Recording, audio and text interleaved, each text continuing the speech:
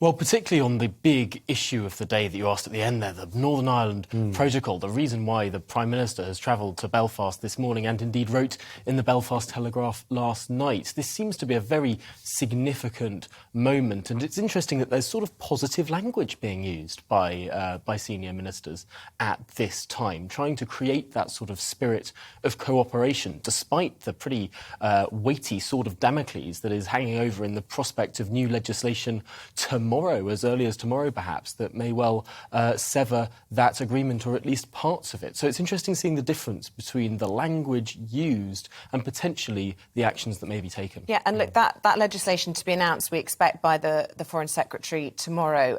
Just explain to people exactly what that legislation will change or perhaps remove from within the protocol and what the consequences or implications of that are there in terms of an international agreement that we thrashed out, that we signed. I mean, does that undermine our position internationally? Well, there's two different ways to look at this. The UK government has, for the past almost a year, said that the conditions by which Article 16 of this agreement, which allows for unilateral action if there's trade diversion or if there's significant dissent between communities, that's a sort of safety valve article of the protocol. And the government says the conditions by which they could trigger that article have been met because of the trade diversion that has taken place. The government also points to Article 13(8), which within the protocol talks about the idea that other agreements can supersede this agreement. It sort of speaks as if the protocol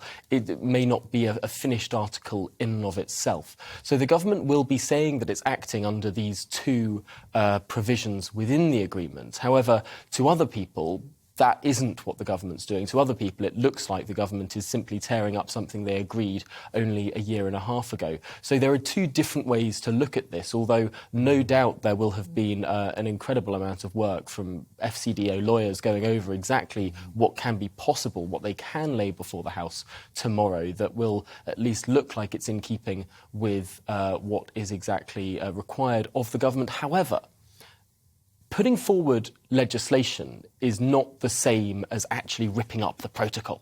Yeah. We're not expecting the protocol to be ripped up tomorrow. And the EU have actually said they're not going to act off the back of legislation that would enable ministers to do something. It's only as if those ministers were to then act on the powers that legislation gives them that the EU may respond. So we are not yet at that incredible crunch point, but we are inching towards the edge. It's about using leverage, right? Just talk about it a little bit, kind of talk about introducing legislation, and there's going to be a lot of time before it's enacted. And if we just talk about it a bit, then we can kind of ratchet up the leverage with the EU. These negotiations have been going on for 16 months now. Yeah. 16 months to try and sort out the protocol, which clearly has lost the consent of the unionist community in Northern Ireland. I think there's a sense in government that the EU is not coming to the table, doesn't see a sense of urgency here. And you're absolutely right. This new legislation, this visit to Belfast, indeed all of these actions from the government are about making this a crunch point, about making a deadline perhaps, because after all, delays don't make deals, deadlines do. Yeah.